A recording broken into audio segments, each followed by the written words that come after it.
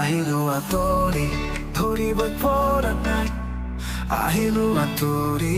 মাথো তোমাৰ ভাল হ'ব বুলি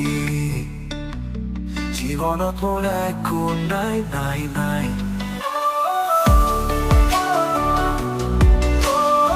জীৱনত মোৰ একো নাই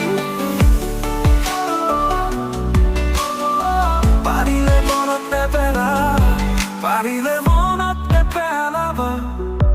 দিবা স্মৃতিবোৰ মোহাৰি মোৰ মনৰ পৰা তুমিনো কেনেকৈ আহিবা কাষলৈ স্মৃতিবোৰ মোহাৰিম বুলি